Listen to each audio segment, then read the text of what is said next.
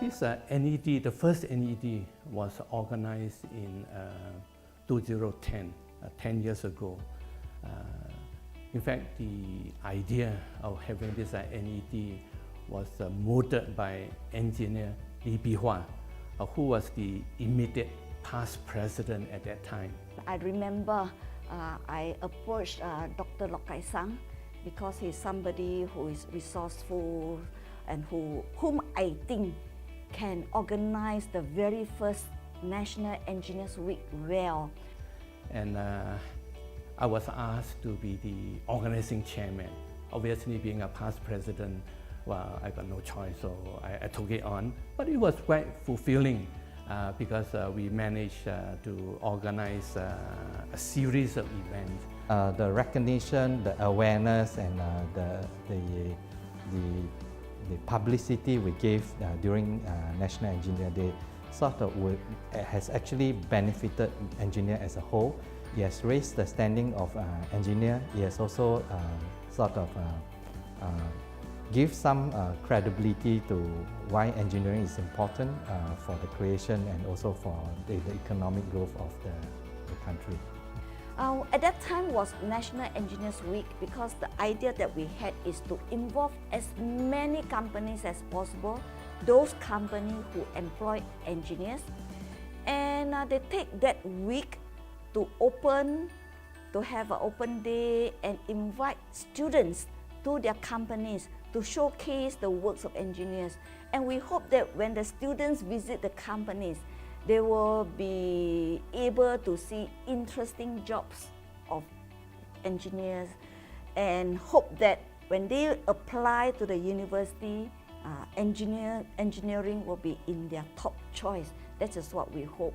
We managed to bring more than 1,000 school children to go to the industry to have a look of the actual work of engineer. So we have to charter a lot of buses to take these young people to go out. At the same time, we organize more than 70 workshops, mainly targeted to the young people, to tell these people what engineering is about. I think that it's important to encourage more people to take out engineering. So what best way to do it is to start with the school. One of the important things is to look at how we can inspire the youth to join engineering as a career. And National Engineer Day is that vehicle that we use to reach out to the youth. So, in 2014, I started a program called the Energy Innovation Challenge. This is a competition whereby we reach out to the school, whereby schools, the secondary school and the junior colleges, students come together, they form team to develop energy efficient solution. The Engineering Innovation Challenge is a very unique challenge. It allows students to design and build prototypes, create things from their ideas. And one unique point is that it bridges students, the younger generation, the students, with professionals in the industry, in the engineering industry. So it is a special program which allows the mingling of these two different groups of people, and I think that's very important to inspire both parties. We have 4 categories, from secondary school to junior college to IT and poly and then to university. University is at the international level. So we have students, even graduates from overseas universities participating in the NED. Through all these events, not only actually the student itself has benefited, I realized that in certain of our events, their parents are so enthused in having their student to perform better. They participated and they bring their own,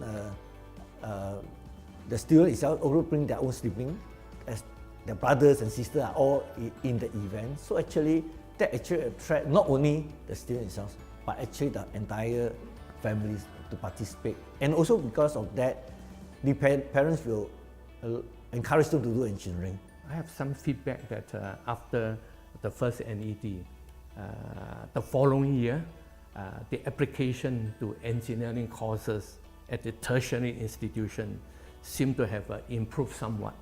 So I'm not too sure due to the impact of the NED or something else. Perhaps there is some effect on that, a positive effect on that. Over the years, I have had many bosses who mentored me personally, and I know the importance of mentoring and guidance. So when this program came about, I personally felt that I need to give back to society, so I joined the mentorship program. After being there for 1 year, I realized that even mentors have a good, how do you say, it is a good thing for the mentors because you get fresh perspective from all those younger minds. So when we go back to work, we also look at things slightly differently based on what we see in the younger generation. Yeah.